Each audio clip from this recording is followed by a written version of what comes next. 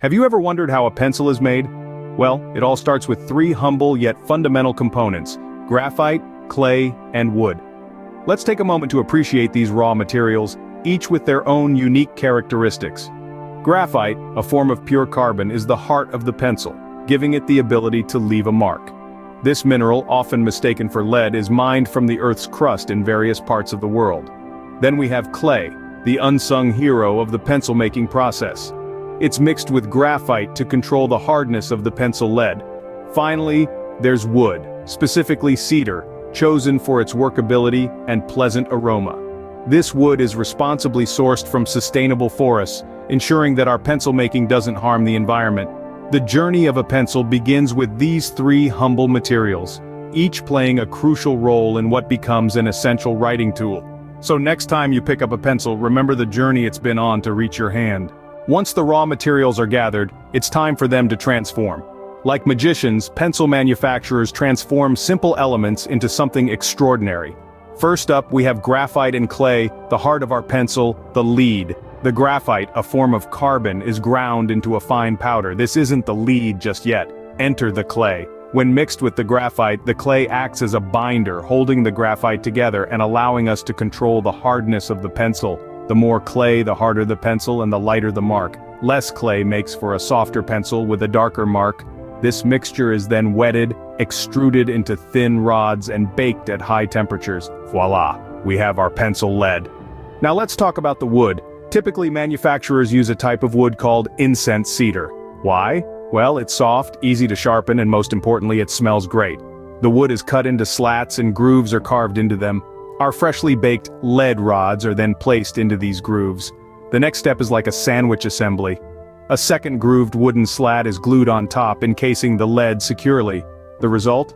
A long wooden sandwich, filled with pencil leads. This sandwich is then cut into individual pencils, which are now ready for shaping and sharpening. Now, a little trip down memory lane. The technique of mixing graphite and clay was a significant discovery in the pencil-making world. It was Nicolas Jacques Conté, a French officer and inventor, who stumbled upon it in the late 18th century. His method revolutionized the industry and is still the standard today. The perfect blend of graphite and clay encased in wood gives us the basic structure of a pencil. It's a testament to how even the most ordinary objects have extraordinary stories behind them. But a pencil is not just about the lead and the wood. It's also about the eraser, the vibrant coat of paint, and the brand that signifies its origin. The humble eraser, attached to the end of a pencil, is an innovation that we often take for granted. It was a remarkable invention that forever changed the way we write and erase mistakes.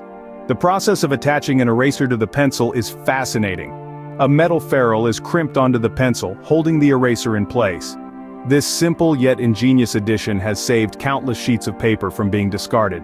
Next comes the painting and branding process, where the pencil gets its final look. A layer of paint is applied, not just for aesthetics but also for protection. The brand name is then imprinted, a mark of quality and trust. With the addition of an eraser and a coat of paint, our pencil is almost ready. Before they hit the market, every pencil must pass the test. So let's talk about the final steps in the pencil production process: quality control and packaging. Quality control in pencil manufacturing is a rigorous process. Each pencil is checked for any flaws or defects. The pencil's lead is tested for strength to ensure it won't easily break when used. The casing is inspected for any cracks or splits that could affect the pencil's performance. The paint job is also evaluated to ensure it's up to standard. If a pencil fails any of these tests, it's sent back to the production line to be corrected or discarded. Once the pencils have passed quality control, they move on to packaging. This process is largely automated.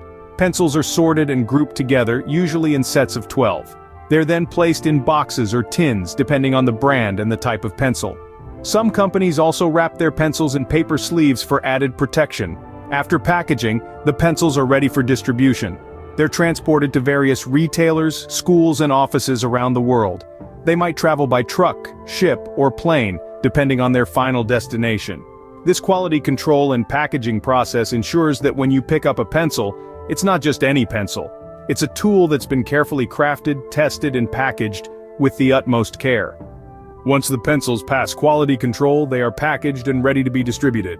Despite the rise of electronic alternatives, the pencil industry continues to thrive. It's a testament to the enduring appeal of simplicity. The humble pencil, with its familiar feel and the satisfying scratch of graphite on paper, remains a staple in classrooms, offices, and art studios across the globe. Let's talk about the current market trends.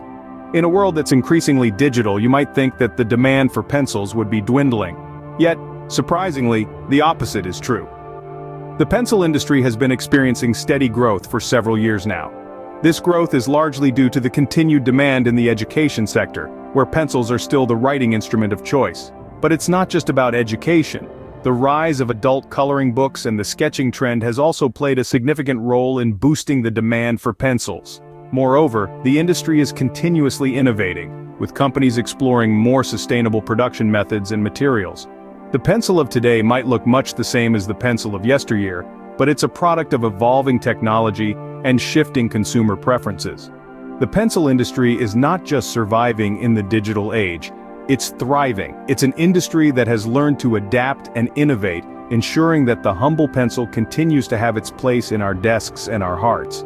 So the next time you pick up a pencil, remember the journey it has made to reach your hands.